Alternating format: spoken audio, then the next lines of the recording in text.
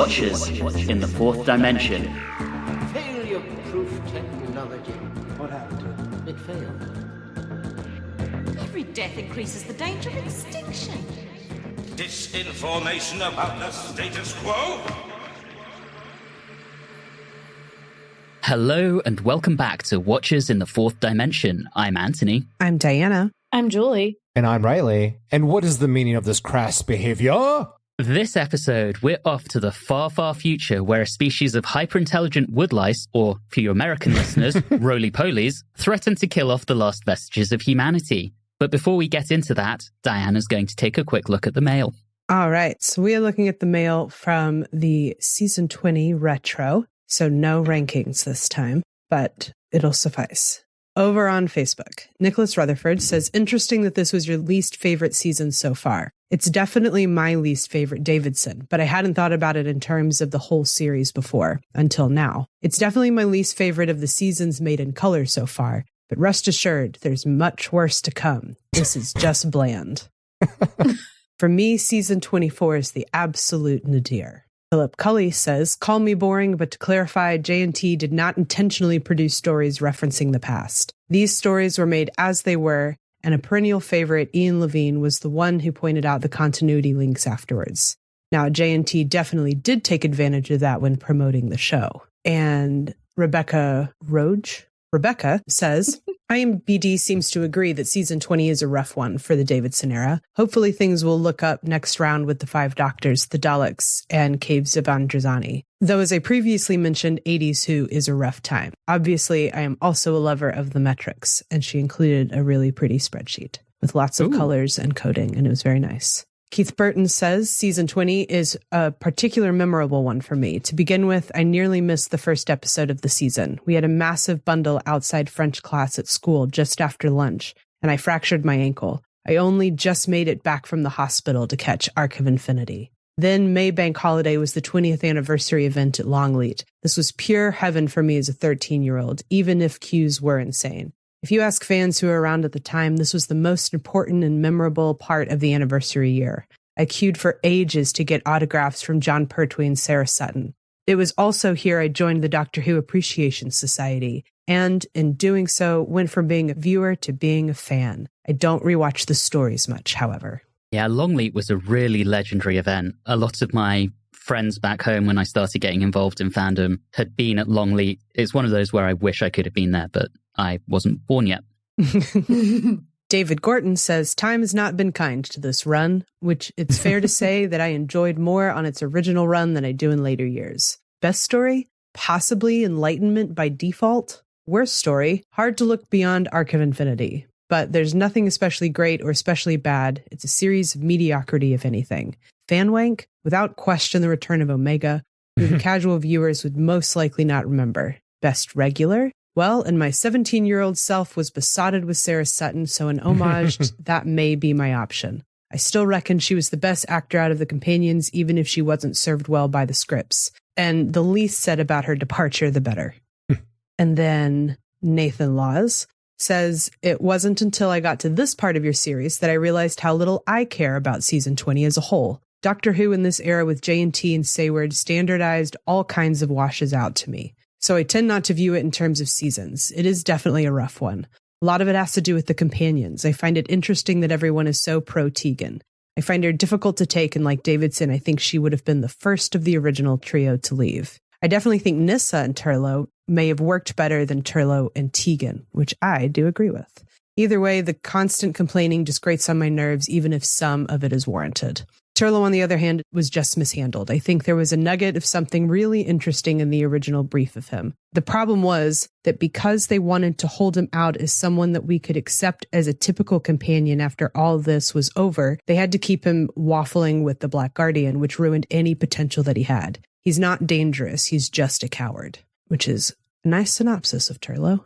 Yeah, coward. Coward is the word. Yes. And then over on Instagram, Guy Lambert UK says, great episode despite all you being wrong, because 8-year-old me thought it was the best series ever. I know what Diana means about nakedness.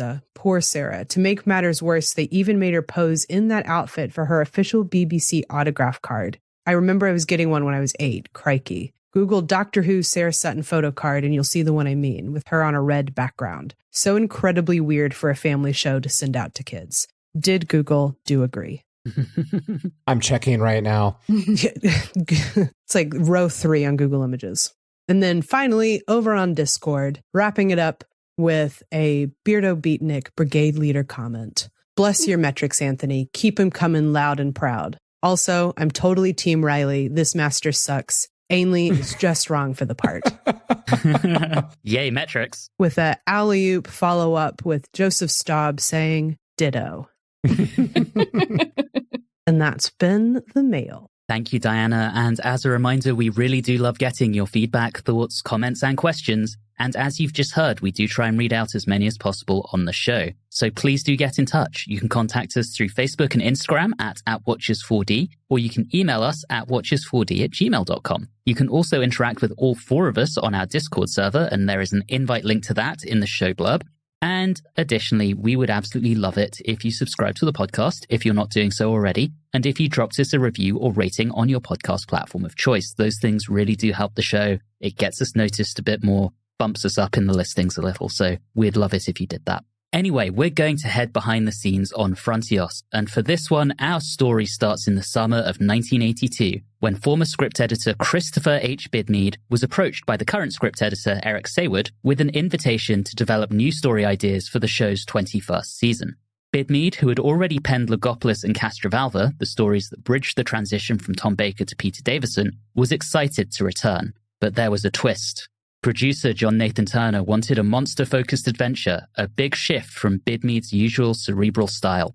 Despite his initial reservations, Bidmead got to work and conceived The Wanderers, commissioned in late August 1982. The story introduced the Tractators, gravity-controlling creatures whose name is an anagram of attractors. Their look was inspired by woodlice, or roly-polies, that once infested Bidmead's house. The setting drew from news reports of shelling in Beirut during the Lebanon War, and Bidmead wanted the Doctor to be truly vulnerable, setting the story in the distant future and threatening the total destruction of the TARDIS. By November, Bidmead was contracted to write the scripts for what was at one point misspelled as Frontios, but was actually called Frontios. Originally, Tractator technology was imagined as being built from the remains of kidnapped colonists, including a floating translation device for the Gravis made from someone's head. These ideas were ultimately toned down because they were way too gruesome to put out at tea time on the BBC. The final scene of Frontios was rewritten by Saywood to serve as a cliffhanger into his own adventure, Resurrection of the Daleks. This was a clever bit of script juggling, as The Return, the story's original title, was actually meant to end season 20, but industrial action delayed it. There was unrecorded material that was meant to lead into The Return from the King's Demons, and when the King's Demons became the actual season finale, that scripting was repurposed for Frontios, replacing dialogue about a trip to the Eye of Orion. Director Ron Jones, who we had recently seen direct season 20's Arc of Infinity, made some key changes, and particularly he removed the Gravis' translation device, not just because it was too gruesome, but he was also worried it would complicate filming.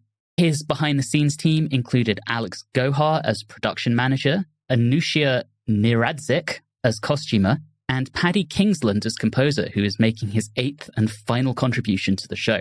Tragedy struck several times during production. The original designer, Barry Dobbins, was replaced by his assistant, David Buckingham, when the production team became concerned about Dobbins' mental health, and he sadly died by suicide soon after. Then, actor Peter Arne, who was originally cast as Mr. Range, was murdered just after his costume fitting, and that role was quickly recast with William Lucas. A lot of death related to this story. Much like Warriors of the Deep earlier in the season, the story was blighted by costume issues. Bidmead had envisioned the Tractators curling up to smother victims, so dancers and flexible actors were hired. But the costumes were so restrictive that Jones had to rethink how the monsters moved. And even the excavation machine's design was problematic, which led to Jones to do his best to shoot around it. Budget constraints, which were really driven by the next 2 stories, which had heavy location filming, and Planet of Fire will actually have some overseas filming, meant that Frontios was filmed entirely in the studio, split into 2 3-day sessions at the BBC Television Centre. The first session focused on the underground scenes, and the second on the human colony. However, William Lucas, Mr. Range, was battling the flu, and the crew was left racing against time because they only had 6 days of filming. And there were a number of mishaps that happened on set, such as Plantagenet actor Jeff Rawle putting his foot through a step. And he was greatly surprised when that take was actually kept for the final version. Post-production brought its own challenges. Part 1 ran long, forcing cuts, which really touched on scenes exploring Cockerill's rebellious streak and a moment where Tegan and Turlough found the TARDIS surrounded by the curious colonists. Another drop scene explained how the Gravis knew of the Doctor's intelligence through the voices of the Doctor and Tegan talking echoing through the tunnels. But despite the difficulties with the story and their costumes, the Tractators were a hit with the production team, and Saywood even proposed a new story pairing them with, sorry Reilly, the Master. While that idea never materialized, Bidmead continued to develop new ideas for the show, but Frontios would ultimately be his last televised Doctor Who serial. And the finished version was broadcast, as usual for this season, on Thursday and Friday nights between the 26th of January and the 3rd of February 1984. And that takes us into our short summary, which is with Diana this episode. You get a Diana and Anthony sandwich. Over to you, Diana. Before George R.R. Martin started weaving the Plantagenets into large-scale fantasy series, Bidmead shoved some semblance of them into short-form space adventures just because he could, probably, and called the whole thing Frontios because he could, probably. The TARDIS gang, who finally seem able to communicate without insulting each other, get pulled into a planet the Doctor swears he will not involve himself in, just to get fully stuck into the drama. This allows Tegan to feature her absolute best look of the season. Yes. 10 out of 10, no notes. Turlough experiences severe PTSD flashbacks, which makes sense when we fully see that the main baddie of this story are oversized isopod relatives of those Solistans from Star Wars, fish face dude, which would make me froth at the mouth if I suddenly remembered that they killed my family through ancestral memory too, and that they put human heads on digging machines. Turlough and Plantagenet finally become useful to give the Doctor the information he needs to once in his life get ahead of the enemy. Large, slimy pillbugs. The only response from the Doctor is, don't mention it. So let's talk about it. Thank you, Diana. And as Diana just said, let's talk about it. Part 1. Okay, this may be completely off the point of the plot or the premise, but I think that the costuming and the music were very interesting this go-around. First off, the officer uniforms seemed extremely close to the Imperial officer uniforms in Star Wars. Very close. Same collar, same base color, same shoulders. Very, very similar. Also, the music went from slightly interesting to downright terrible in Part 4.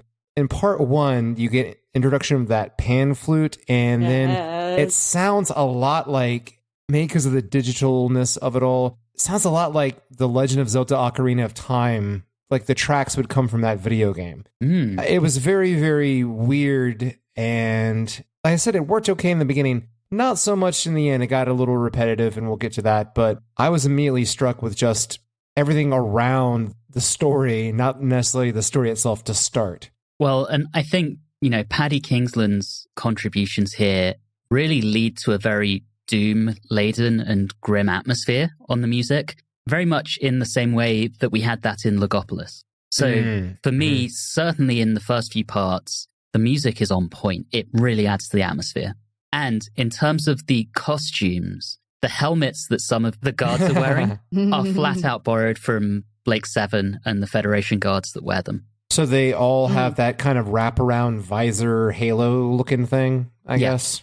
Wow. Yeah. This was the first one where I thought, this looks 80s. Not in a disparaging way, just in a, and honestly, I thought the set design, the costumes, I thought it was, even the pillbugs were beautiful. I mean, they were ugly as shit, but they were beautifully made.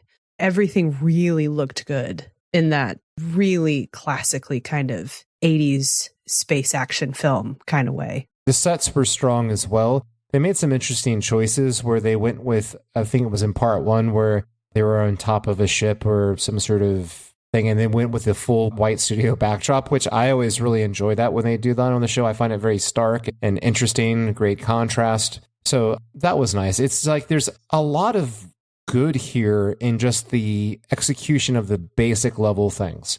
Yeah. I'll go into detail later about the story and other elements, but on paper, like the basics, the intangibles outside of the story, they did very well in that.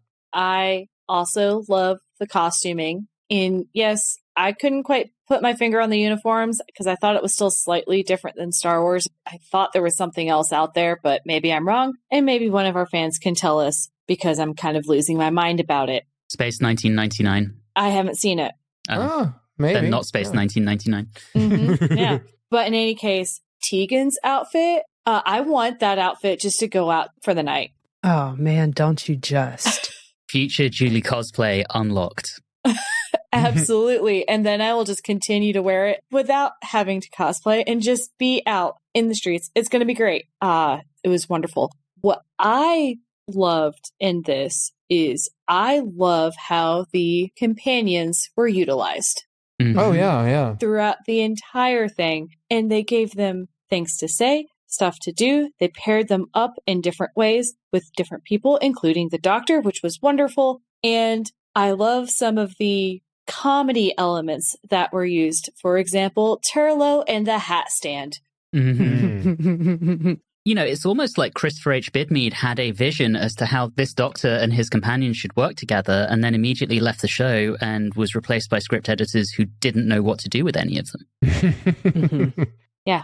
But no, I really, really enjoyed a lot of elements in this one. And did things start to fall apart in later episodes? Potentially, yes, that's probably the case. But, oh, what a good, nice, strong start. I enjoyed this one. Yeah, it's good to have that interesting element of Revere getting kind of swallowed up at the beginning. Yeah. It's giving you that mystery. It reminded me just a little bit of the Macra Terra, the Macra Terror. It gave me a feel of that because it had that same kind of premise. Human settlement, human civilization out somewhere. There's a mysterious disappearances or mysterious happenings. Is there an alien entity or alien entities behind this? Yada, yada, yada. Sometimes you could say that as being cliched because they've done it before and done it many other times. But with where the show's been lately, I'm treated this as more of a comfort food. Like, sure, it wasn't original, but they seem to be executing it decently. And so it just felt good. A nice change, a return to something safe and not like outrageously poor. I was refreshed.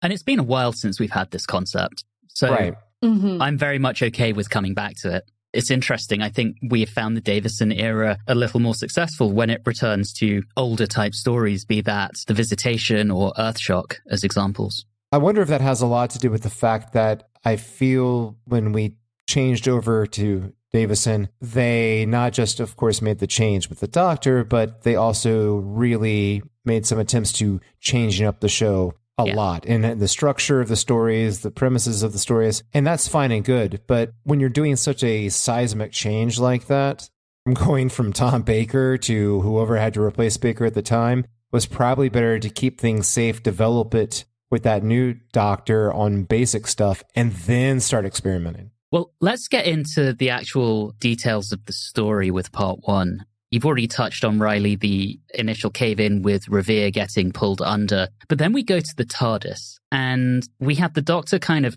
manic about really mundane things, like the hat stand. That feels kind of Doctorish. I think in this story, we have the Fifth Doctor acting more like the Doctor than he ever really has. And this is the start of it. And I think it's set up so brilliantly in that scene because you do have the manic energy with the hat stand, but you also have in the whole conversation of Tegan saying, look at interesting planet. And the Doctor immediately being like, nah, not that interesting because I'm not allowed to get involved. Look at me on my Time Lord high horse. I can't get involved. I'll get in trouble. And then something, but setting up that he already kind of has an idea of what's happening down there or supposed to be happening down there. And kind of like I've been talking about in our previous episodes, he has this bad habit of seeming in all of his stories to be behind the eight ball, to not know what's happening. In this case, it seems like he's kind of knows what's supposed to be happening. And that puts him in such a better position of being good And I thought he was so good, this story. And I think what's interesting here is this goes to a point in time the show hasn't done before, which is effectively the very end of the universe. And in televised Doctor Who, and I can't talk for the entirety of Big Finish, novels, comics, etc., etc., etc. Sorry, fishmonger. But we only go back to this time once more, and that's in the Tennant era with Utopia. Oh, yeah. You know, this is relatively unexplored territory, and that's what really adds to a sense of peril and danger for what, as far as we're concerned at this point, are the last vestiges of humanity. It's really, really clever to do it that way. Yes, and I was thinking about what Diana was saying about the Fifth Doctor having knowledge, being ahead of things, not being, behind the eight ball. And I wonder if that also makes, when you put the character into that position, it just seems a lot easier to write the character as being more jovial, more easygoing, and not being such a dick and a jerk all the time, because you can see how that would be easier, because if he feels more in control, he feels more at ease, he's not going to be lashing out at people. But in the past, where he feels like he's constantly getting pushed and being up against it, it seems very easy for a writer to then write him as lashing out or being angry or grumpy. Yeah.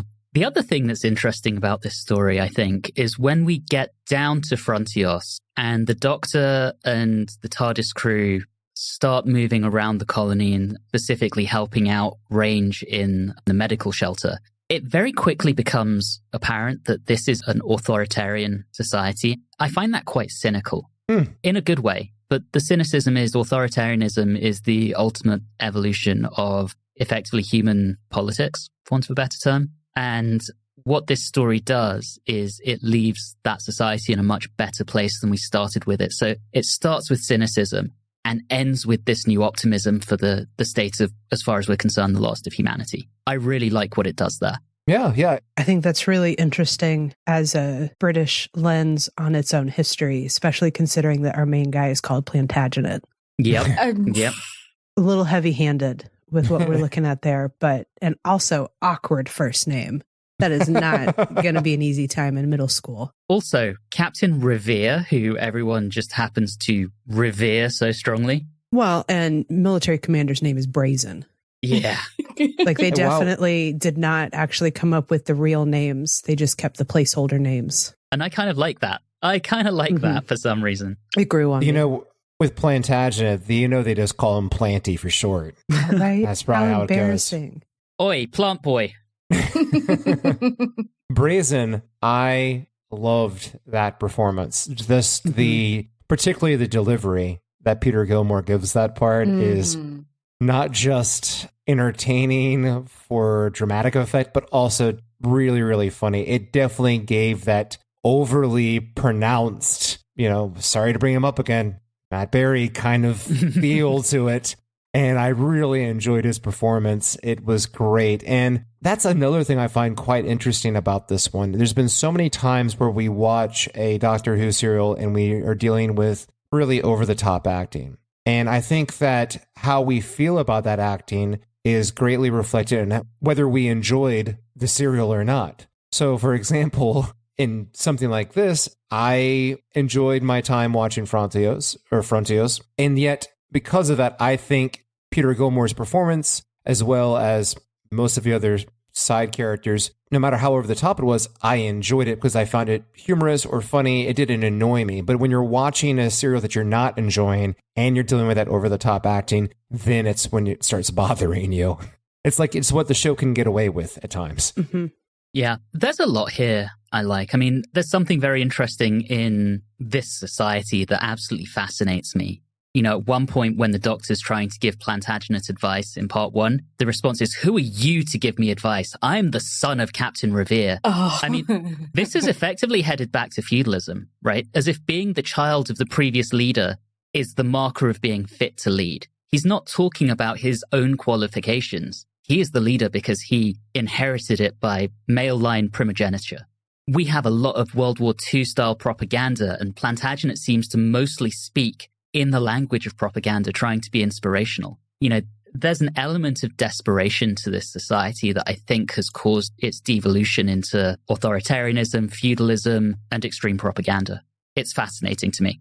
I think that's just a natural progression, right? And you look at even how cults are formed. Cults eventually are authoritarian kind of system, just done on a smaller scale. And that's because those people feel like they are threatened by the outside world. It just seems like anytime you put a population of people in a situation where they feel threatened, it just seems something that they naturally run to. Yeah, that's very interesting commentary. Yeah. And how repetitive it is. I'm actually having a new appreciation of calling the kid Plantagenet, because it definitely shows the cycle that happens of this kind of power, whether it's medieval, World War II, or the end of the universe. Absolutely. I'm still calling him Planty from now on. I can't keep a straight face anytime someone says his name. I'm like, that's a lot.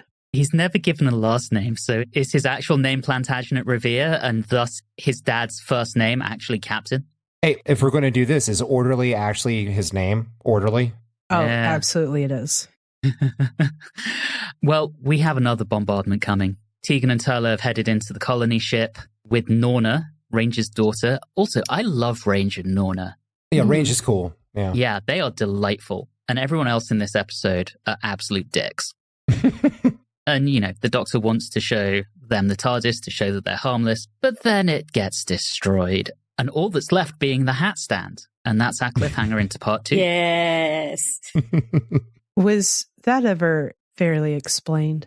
Why the hat stand survived? Well, why the TARDIS went boom? No. A meteorite and then spatially blasted it out? Like, what the fuck happened to the TARDIS? I was under the impression that I feel myself so silly saying his name. the Gravis. Not Gravis. The Gravis. It's like the Ohio State. Yeah, we know. Yeah. The Gravis. In part 4, it seemed to imply that he was the one that knew how it got oversized and split. So I think it was his doing at the end of part 1 that caused it to so-called explode. But he wanted it.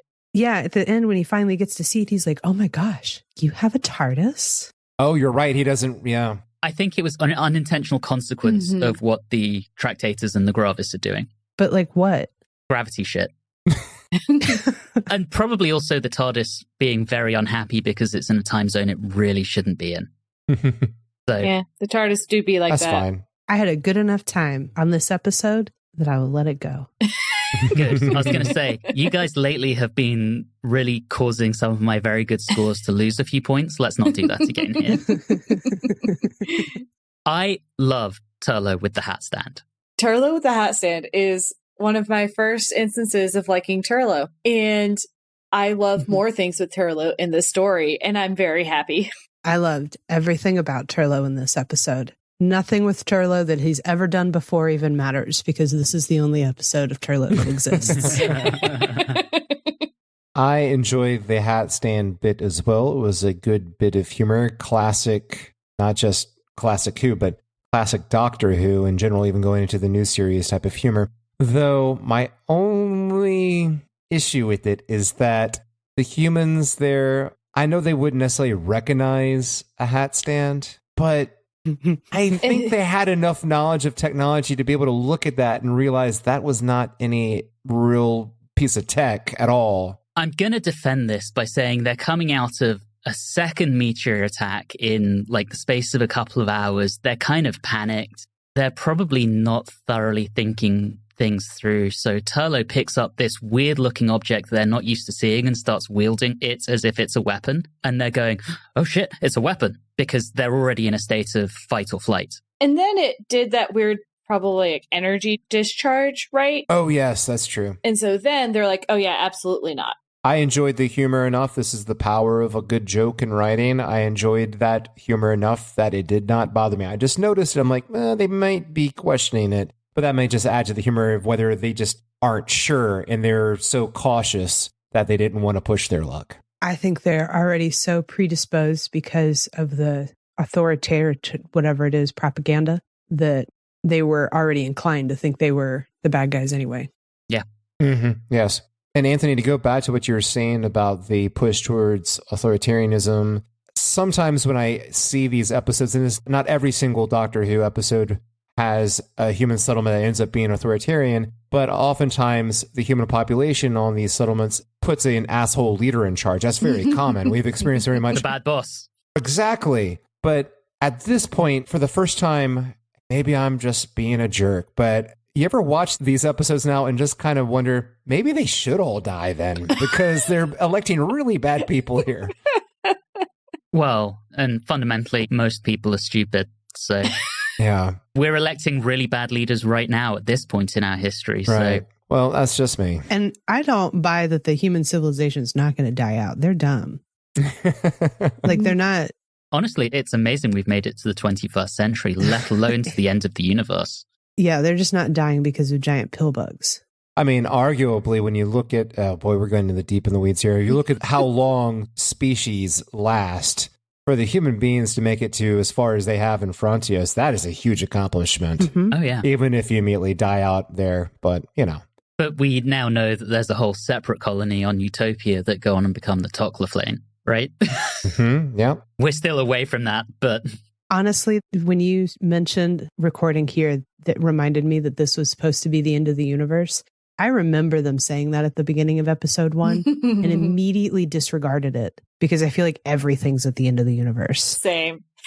And so it hadn't really occurred to me that they might actually be the very last humans. They're still going to die. And speaking of, it was in part 1 where I don't know which person said this, but they were talking about that they had deserters. Where are they going? Out into the wilderness. Well, nowhere because they're getting shot. Well, some of them get shot. But it's just kind of crazy. Like, this is the end of the universe. You cannot leave. So it's just, how bad must it be to live there that you're like, you know what? I'm just going to go out there without any food and just wander the desert and probably die in a week. We'll get more into it when we see a bit more of Cockerill and the retrogrades in part 3, because I do want to circle back to that, because I think there are some pretty gruesome implications about the retrogrades as I was thinking through it. So we'll come back to that. All right. All right. Plantagenet, heart attack, doctor makes a defibrillator. Cool. Good for the doctor. I love that plot point. I think that's actually really clever. Yeah, and we start hearing bits and pieces. I mean, when Norna's talking about Captain Revere, telling her as a child when she asked why they couldn't go underground anymore, and he tells her that the Earth was hungry. And then a few scenes later, we see Plantagenet fall out of bed and get swallowed by the Earth. It's some nice foreshadowing of things we've already seen and what we will see again. I think it's really clever in the way it's built. I think they did a very good job of dropping the lore, both verbally and visually, throughout the build-up. One of the things I think this one does well that previous stories have not done well is that the baddie that they introduce in episode 1 is still a concern. The major in the opening scenes of episode 1 is still a problem at the end of episode 4. You're still kind of contending with that, where in previous stories, whatever the problem is in the opening episode tends to be cleared up by episode 2. Yeah. And they're trying to move on to like a second surprise bad guy that you didn't know was there. It's the pill bugs the whole time. They built that out so much better over 4 stories. I agree. I completely agree. And just to go back to Plantagenet for a second, and the kind of propaganda and authoritarian aspect, he recognizes he needs the people to see him, because he knows as soon as he's not visible, there are going to be rumors spreading that he's died. And when he's taken under the ground, the rumors start spreading that he's died. You know, he knows that visibility in many ways is a strength. Yeah. These guys are masters of propaganda. And also you mentioned the reference to the Earth being hungry, the Hungry Earth, future Doctor Who episode. Well, we know from last episode, Moffat clearly took the crack from The Awakening, and now we have a Hungry Earth as well. Yeah, I think Moffat was a fan of this era. In fact, I know he was. Well, I tell you what, he took those inspirations and turned out much better serials. Hey now. You're an all-star. We'll come back to that at the end of this. And yes, Julie, I am an all-star. Thank you for noticing. Yeah, I'm going to be looking through my notes because I think there was another thing that reminded me of a future Doctor Who thing, but we'll get there when we get there. Davidson's Half Moon Specs, they come out in Time Crash when 10 meets 5. Oh. And 10 talks about the brainy specs. Now I remember what it is. Turlough, when he starts remembering the ancestral things, is talking about seeing something out of the corner of his eye. Ooh. I love that. Mm-hmm. Let's do be remember honest. Yeah, that's a Moffat thing. Yep.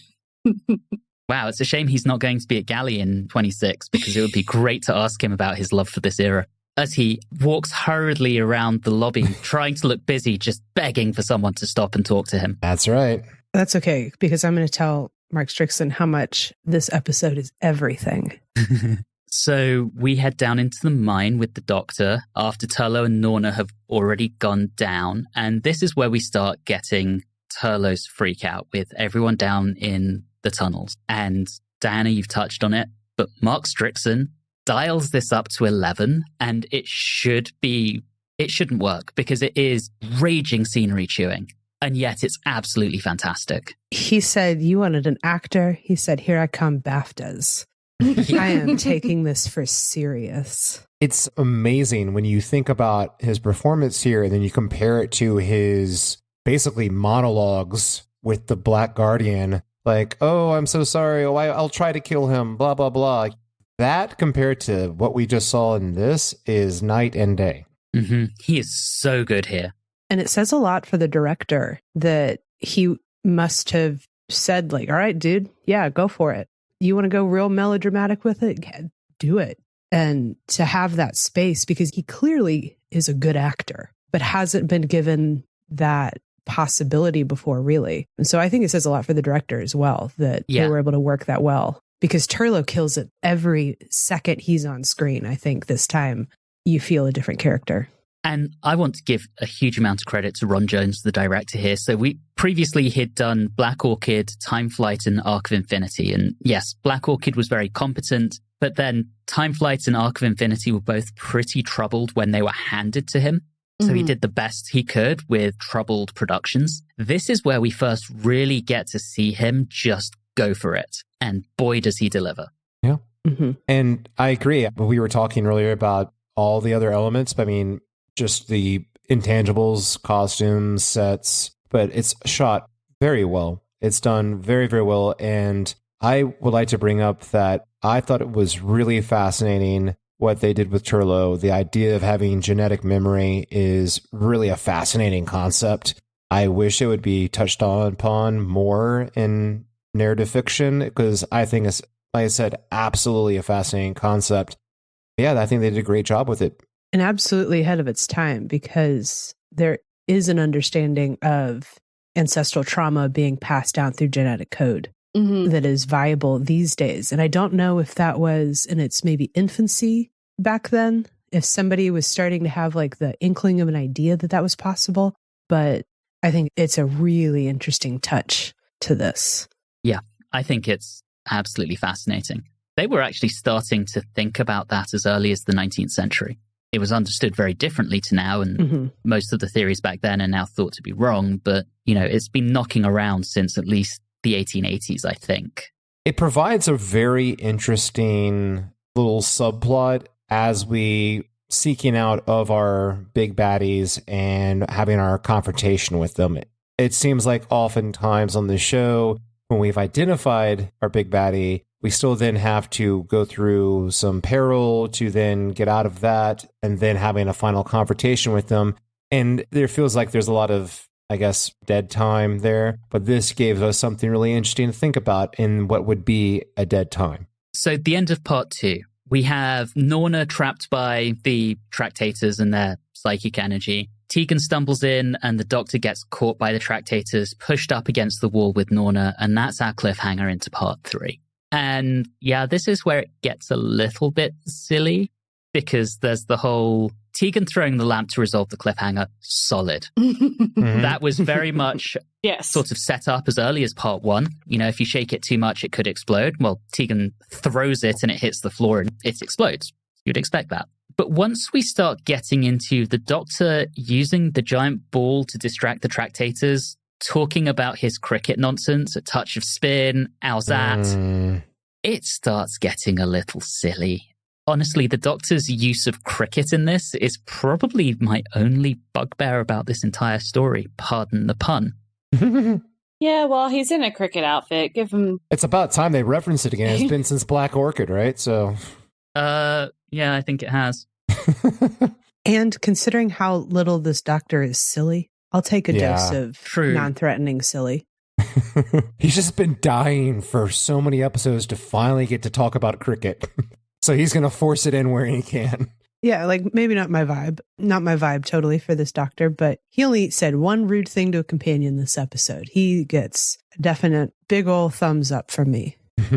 So there are two things. One, I want to talk more about the race memory and Mark Strickson's brilliant performance, because when it cuts up to him, he's like drooling, he's frothing at the mouth. He comes across as genuinely terrified. I just want to say again, brilliant, brilliant work from Mark Strickson. The finest thing he'll do until he discovers Steve Irwin. I mean, you're probably not wrong. I also want to talk about how quickly society seems to break down. I mean, one of Brazen's people, with the rumors of Plantagenet's death, quickly turns to looting. He says it's all over, Plantagenet's been eaten by the earth, and then he's thrown out of the colony, where he's immediately accosted by retrogrades and the food that he has stolen. Now, here's where I think this gets dark, and maybe my brain is going in places that it shouldn't go. But this planet seems fairly dead. Yes. The only other animal life we see are the tractators, and they're clearly not capturing and roasting tractators. I see where you're going. But they should. There's probably a very limited amount of crops that are grown in the colony through things like hydroponics. So my assumption is these retrogrades are probably turning to cannibalism out in the wilderness. Grim. I agree. Which then kind of raises the question that maybe the doctor should have given them some advice on how to get food before he left, because they seem to be on a bad path and they're going to run out of food. Once they're back in the colony, I'm sure the hydroponics are viable. And at that point, the tractators are harmless, so they can probably cook and eat the tractators. Tasty. Just a little drawn butter with those guys. It'll be good. In garlic butter. Just like there escargot. There you are. Can we talk about the name a little bit? I have a tough time treating the name Tractators seriously, but that was a choice. And it just feels lazy because they use, for lack of a better term, tractor beams a lot. Well, and the Gravis, these bugs manipulate gravity, and the hive leader is the Gravis. But we have already established that this episode is heavy-handed with the names. Yes, it is. Mm-hmm. I mean, you didn't get to meet the rest of the gang of the Tractators. Where was Schmeisek Schmooten? Yeah. I also want to talk about this little tribunal that gets set up to question Range, because Brazen has found out about deaths unaccountable. And I don't know, he gets taken away to be questioned by a rather foxy magistrate. And I love that society's crumbling. Nobody has food. Water is scarce. We're having meteorites come from the sky. Giant pill bugs come from the ground. But this woman still has an immaculate ponytail. Step on me, fascist mommy. And making sure that she takes those notes. She records everything that happens in that room unless she's told explicitly not to. Yep. Which makes her absolutely pointless. Yeah, it's when Brazen suddenly says, all right, this is off the record. She puts down that red pen. It's definitely that situation when, did they just want to add another woman for the sake of adding another woman? Because probably. While I've been okay with them adding women before because they're usually horrendous inability to create women characters, this is pointless. The more interesting take would have been to make Brazen a woman. Ooh, that would yeah, be cool. Except it depends on how they're played and how they're portrayed, because it could very easily become kind of hysterical woman. Not hysterical, but like it can go too bad the other direction. But done well, good Brazen. Mm-hmm. Yeah, I'm just thinking alternate universe fascist Liz Shaw as the template for that. I mean, yes, if it's done that way, that's the proper way to do it. So yes, I would agree. Because that was the useful point of that scene, was you got to see Brazen shift from y'all are the problem to y'all could actually provide me a solution. Yep. And you can really see that his priority is the protection of the state. Yeah. Exactly. Mm-hmm. And it's interesting that, again, to protect the state, they move to effectively oppression of the people. It's true to life is what it is. Mm-hmm. Yeah, unfortunately.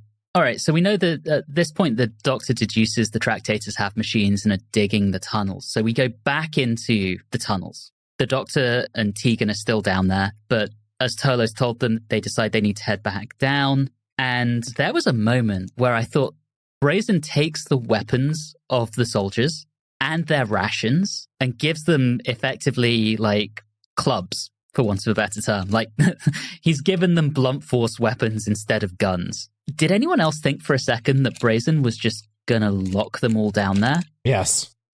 Oh, yeah.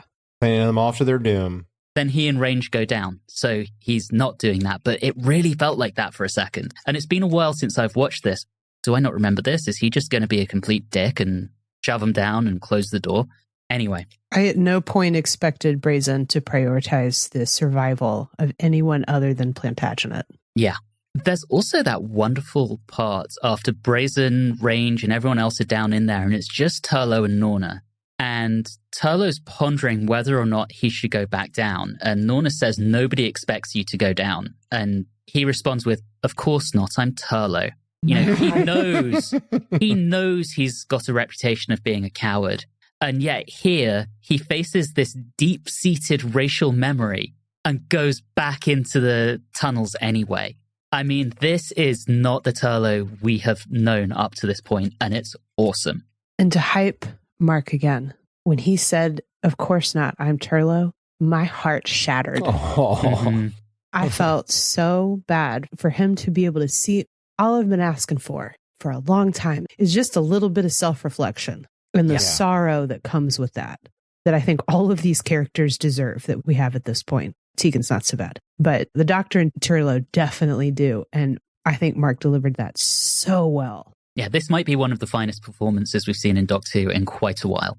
Well, since I've been with the Watchers, this is probably one of the finest performances I've seen. So we end this episode with, once again, Tegan and the Doctor stumbling into a chamber full of Tractators, and the excavating machine forces them in, with Captain Revere being the human plugged in. Crash zoom into his face, cliffhanger, we're into part 4. I love that reveal. I think that is a great concept. It adds a lot more menace to, let's be honest, a very goofy monster costume. So I really appreciate that. It also reminded me, of course, the famous Star Trek original series, Captain Pike in the chair kind of expression. Oh, shit, yeah. I hadn't even thought of that parallel. But yeah, this is straight out of The Cage and the Menagerie. And one more thing, because we already passed by, but I just got to say, Death's Unaccountable, that is a killer metal band name. Ooh. Yes. I'm taking that. We get the Gravis now. Now he has introduced himself as the Gravis. Did anyone notice he's the only Tractator that has a nose? I wasn't looking that closely, to be perfectly honest, Anthony. I was really distracted by their ears. I was distracted by whatever that kind of hair brush that was in between their lips. Oh, I hated when it. their mouth was open. I don't know what the hell that was supposed to be. I studied their faces so long because my mind kept telling me this looks like someone. They look like someone. And I can't figure it out. I have a guess. It's the bounty hunter from Star Wars. Which one? Oh, man, you're going to make me look him up. Sorry. He's the fish guy that's not Admiral Akbar that you see all the time. I was thinking, I had a thought that it reminded me a lot, particularly the lips. There is no one's going to know what this is. There was a movie, a Don Knotts movie from 1960s called The Incredible Mr. Limpet. I know it. You know it? Okay, yes. I do. Something about the slope of the forehead and the lips of the Don Knotts turn into an animated fish reminded me of the Tractators. Anyway. You know, the other interesting thing is when the RTD2 era really kicked off, there's that episode Dot and Bubble. Yeah. And I remember the first trailer, you saw some of the slug creatures from that I think were officially called the man-traps, but occasionally just referred to as those things. And you got a few shots of them from behind, and there was a big segment of fandom who was convinced that they were going to turn out to be the Tractators. I could definitely see that from that angle. I would like to circle around and say that the character's name was Nian Nunb, and he was also a Rebel Alliance and Resistance pilot as well. Oh, no, you're talking about Lando Calrissian's little co-pilot. That's who you're talking about. Maybe, sure. I just Oh, recognize his yeah. face. Yes. Yes, that's Lando's co-pilot. Yeah. That's I it. could remember his face. I couldn't remember the full context, but that's who I saw in an isopod shell throughout the entire story. Yeah, I see it. So this is where we get the Doctor kind of cozying up to the Gravis for a lot of this episode, which I think is really interesting in the way he's dealing with this. It feels like a second Doctor move. Mm-hmm. Yes, it feels like a Doctor move. It's a second Doctor move, but with some fourth Doctor dialogue when he's trying to convince the Gravis that Tegan is an android, and he says, well, you know, her walk isn't right, and then there's the accent. I can hear Tom Baker saying those lines, and then he goes on and talks about how she can keep appointments, do financial planning, etc., etc. That was a very fourth Doctor moment, and it works really well. Tegan's expression on that line was my favorite part of the entire serial. She's so mad. What I found a little ridiculous with that, though, is it kind of bugged me because she knows it's an act, or if she doesn't know it's an act, then what, Tegan? Oh. And I don't know why she's so upset when she should have figured out that he's doing it for a reason. See, I think this is once again going back to earlier with the hat rack. If the humor is good, depending on how much the humor hits you, you can let it just slide by. But if you don't find it as funny as other people, then you start picking up on like the inconsistency. And I do want to defend it, Julie, even if you're not thinking about it from a humorous perspective. The Doctor has spent so much of his time over the last 3 seasons being a dick to his companions. She's probably like, oh, wait, here we go again. Okay. He's going to pull this shit. Once more, I'm fucking done with this. That's fair. That's fair. Yeah. I greatly enjoyed that. And then a little bit later, maybe it's skipping a little too far in part 4, but I believe it was... Who was it that was stuck back to the machine after Revere died? It was initially Plantagenet. Right. And then he does the whole bit about do what I say when the time comes. And he says, yeah, but when that's going to be. I was wondering that myself. That is great line. That is a perfect Doctor line right there, especially with him having the glasses and still also doing this larger kind of con. That was perfect. Quite good. I thought so too. It implied that he had everything ready to go. And again, it's that whole idea of being ahead of the game and being more prepared than the person that they're combating. And I felt like he was there the whole time. And so I really liked that moment where it showed that he was ready. Let's go. And this time, no one's going to die. And then we have one of the most Turlough moments ever. When they've got Plantagenet out, everyone could escape, but Turlough moves towards the excavator, starts to get stuck in, and then as they're pulling him out, Brazen gets stuck and orders everyone to leave. So Turlough ruins everything and causes Brazen to die. Good job, Turlough. That said, it's never explained why the excavating machine exploded. I'm going to assume it was Brazen. Like Brazen did something in there to sabotage it with his brain. I don't know. Yeah, that was... Fueled by caffeine and hate. Well, I thought it was an interest since we've been noting, I guess, callbacks or flash forwards. The New Who episode where you have Unit Lady who's so queen and country that it overrides the Cybermen. Army of Ghosts and That Doomsday. one. Yeah. Mm-hmm. I kind of felt like that happened to him because he's so state and Plantagenet. Yeah. That nothing can override that. I think that's exactly what happened. And that leads us to the Gravis promising revenge against the Doctor for some reason. Okay, Gravis. And this is where we get the Doctor deducing what they're actually doing, which is to build a... Gravity drive. A gravity drive. And this is straight out of Dalek Invasion of Earth. Yes. Mm-hmm. Yeah, it's fine. It was done because it's so different. I actually don't mind it. It's fine. Yeah. Yeah. I also just liked that the whole point is to go somewhere else and make more bugs, which... It's kind of what bugs do. Oh, man, because I got bed bug vibes off of them. And I was like, yeah, that's, you know, that's what they do. Wasn't that Starship Troopers? Kind of. Depends on how you look at it, but we'll save that for our Starship Troopers bonus episode. I literally could talk 3 hours about that movie. Another authoritarian society fighting against bugs? Yep. There we go. I calls them as I see them. Mm-hmm. Can we bring on to the point where we have our escape And since Brazen gets, I guess, lobotomized, for lack of a better term, by the excavator machine. And so they run off, and we have a, unfortunately, unnecessary suspense scene where somehow Tegan has been separated from the rest of the group. And now we see these large TARDIS panels interplaced between the cave, and she bumps into a bunch of tractators, and they start creeping up on her. That suspense music was absolutely terrible. That was the worst. There's a thing about motifs, and when they become very trite and repetitive, they cease to be suspenseful and they become annoying. And that is exactly what that was. And it felt like that scene was kind of padding time, because what happened? She just decides to go through the TARDIS door. Oh, I didn't mention it before, Reilly, but as you were talking about the pan flute, the second the pan flute started, I texted Anthony. I was like, pan flute! And there was no context, so I was like, well, I guess she's watching Frontios. There's something, I don't know, I'm going to say it, a little bit of nostalgia for pan flute. It propped up in a lot of films that I watched when I was a child. I love the pan flute. It's wonderful. I'm surprised I don't own one, so now, everyone, I'm probably going to go do that now. All right, Julie, I have to give you a hard time here, because after all the shit you have given me over the last 7 years about my nostalgia, and here you are getting nostalgic and just expecting me to be okay about it, you raging hypocrite. Love you.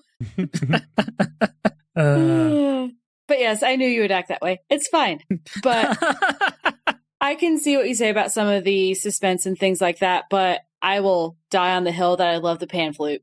I enjoyed the music in the first couple episodes. Just that specific bit there was not good. But we're moving along, right? We decide to bring in the Gravis into the TARDIS console room for the Doctor's very clever plan, which basically is to Tom Sawyer him. Yes. Yeah. Before we talk about that, we have skipped over the Cockerell subplot, which it seems like that's one element that I feel is complete padding. Yes. Oh, absolutely. It's not necessarily bad, but it did leave me going, why is this here? And that was literally the only thing I could think of, other than possibly to have that scene where Range appears to tell them that the colony is doomed because tractators are everywhere, and reinstill the panic and that level of threat, just as Cockerell is trying to become this new leader, but doesn't want to be a second Plantagenet. Is a second Plantagenet anyway. Oh, Oliver Cromwell? Yes. Yes, Oliver Cromwell.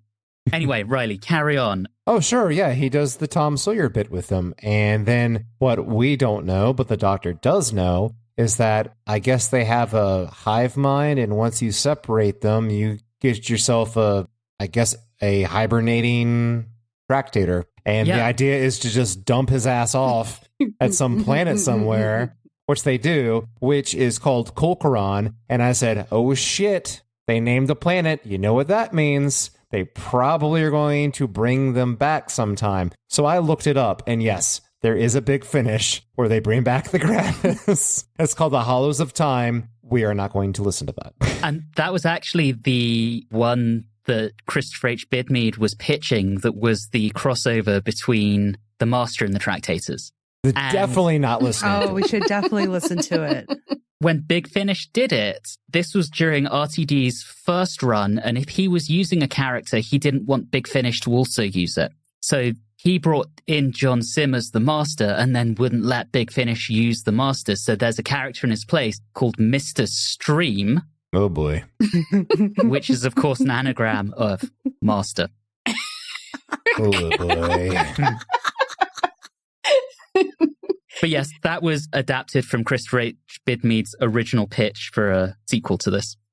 Diana is... She's dying. That's so dumb. Which part? Mr. Stream or RTD telling them they can't use the Master because he's using the Master and don't play with my toys? Oh, that makes sense. No, Mr. Stream is... I have come to appreciate the naming of all of the characters in this story, as dumb as they are. Oh, yeah. Poor Planty. Yes, Reilly, you're right. The Gravis gets packed off to an abandoned planet, And we seem to have a brave new society where Range appears to be Plantagenet's new right-hand man and everything seems happy. For now. Even though there's still no water and no viable soil. But hey, we seem to have moved from an authoritarian society to a science-led society. Again, kind of what Moffat does with UNIT when he puts Kate Stewart in charge. Mm-hmm. So, yeah, you can really tell where he gets his influences from. And they leave the hat stand behind. One of them, because, oh no, he was looking for the pair because he wanted a pair. Mm. You know, that would be a really hilarious bit. This would have been a Rick and Morty bit after they leave. The entire society kills itself trying to take possession of the powerful hat rack. Oh, for sure. That is so Rick and Morty, and I love it. Yeah, immediately that hat stand became a symbol of political power. Yeah, the moment the TARDIS vanishes, like, person's already stabbing people for it.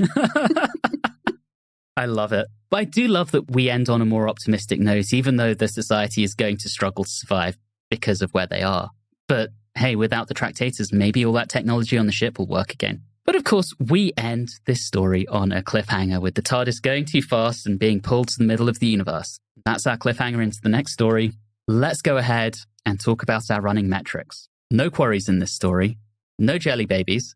Okay, so there's no physical quarry, but they talk about there being a quarry. So does that count of there being a quarry? No, physical quarries only. Only when a quarry is harmed in the making of this story. No quarries. Fine. Did anyone catch I'll explain later? Could you argue the Doctor's funny line of doing the whole bit like, when I tell you, do this, you'll know when the time comes. How do you know the time comes? Could we call that little bit? I'll explain later, maybe? I don't think so. Okay. Just want to make sure we didn't miss one. Yeah, I normally do a little search through the transcript. I forgot to do that this time. I don't think it's there.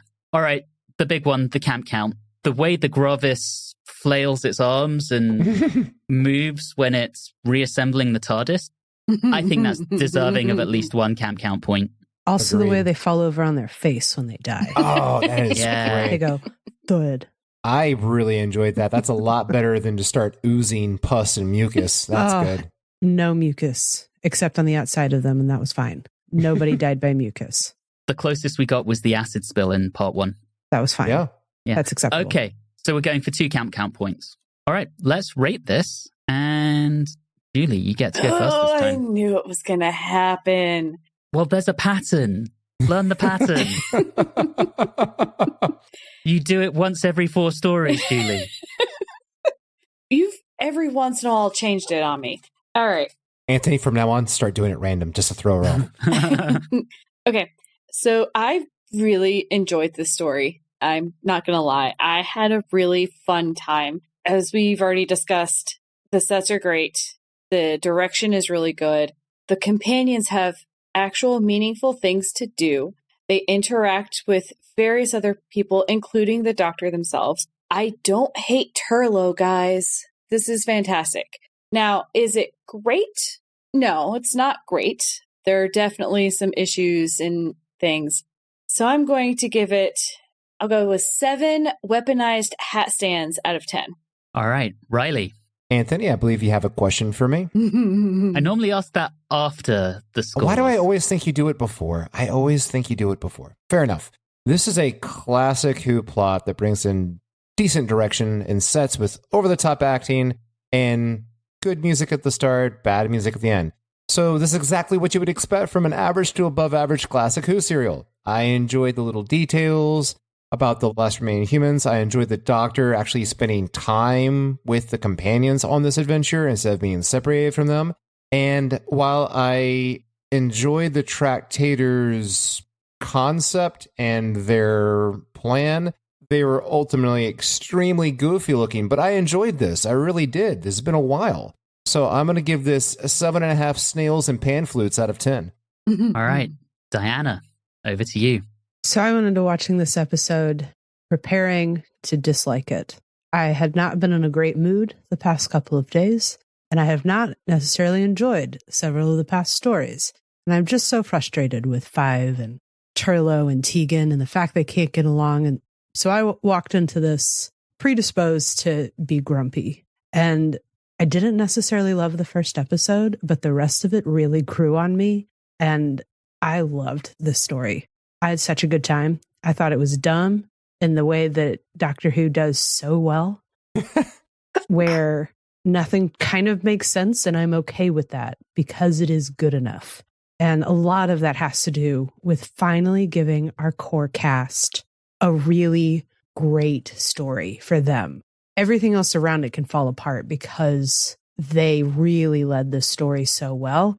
And it's one of the reasons I kind of like the blatant character naming, because all of this is happening around you. But what we're really getting is character development finally for Turlough. This is a story for Turlough. And Mark Strickson does such an incredible job with it. And it really becomes him in this void of PTSD among all of this chaos. And I thought it was so beautifully done. You know, it's not perfect, but that's okay because it was still really good. So I'm giving it 8.5 out of 10 chances I might just mention it again. Well, and that leaves me, and I've been holding out on you guys because what I didn't tell you is this is one of my absolute favorite Fifth Doctor stories. Oh. And has been for a really long time. I've thought this story was absolutely brilliant since I was a teenager, and I still think it's absolutely brilliant.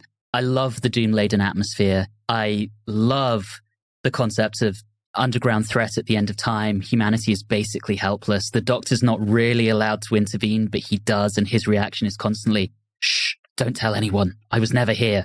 Turlough gets some great material. The Doctor and the companions work really, really well together. Five is not a dick to his companions, this story. I just think this is fantastic. I think the Tractators work well. I would love to see what they could do with them now with modern CGI. If they ever want to bring them back, I would be very, very open to that, but, you know, maybe without the Ainley Master. So for me, this is extremely, extremely solid. And I'm going to give this 9.5. Whoa. Battery acid spills out of 10. All right. I feel very awkward now. You want to revise it up, Julie? I do. What are we going with? I'll go with 8. All right. Go up by 1. Wait. I'm sticking at my score. We're allowed to do it in episode.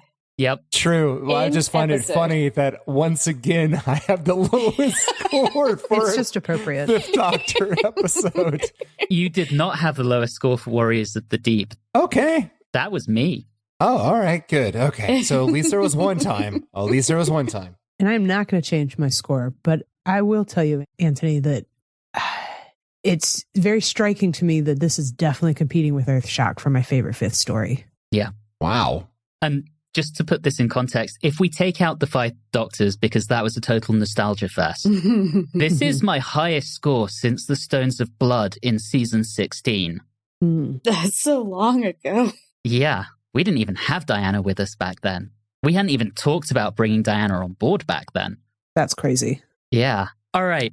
Well, that gives us a story average for this of 8.38, which, again, if you exclude the 5 Doctors, makes this our highest scoring Fifth Doctor story to date. And so with that, I have an important question.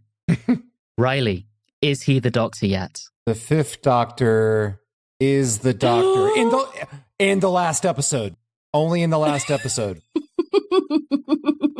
I need him to do that. No. You don't get to more than the equivocate. Majority of a serial. No At equivocation. least once. Yes He's or got to no? do it more. Well, then, no, but he's almost there. Or is he the Doctor on probation? The answer is no, but he's getting Okay. a lot closer. God damn it, he's only got 3 left, Reilly. Hey, if he acts like he did and performs like he did in the last episode of this, and he does it for at least half the time in the next serial, then he's got it. Well, the next one's interesting because it is technically 2 episodes, but it's 2 45-minute episodes. Well, then I'll take that into account because that's basically 4 episodes turned into 2 based on runtime. Yep, which is then the template for season 22. Cool. Well, that brings us to the end of the episode. We will be back next time. I don't have anything witty to say about the next one. We'll be back next time when the Daleks return in Resurrection of the Daleks. But in the meantime, thank you so very much for listening. And of course, have a good one.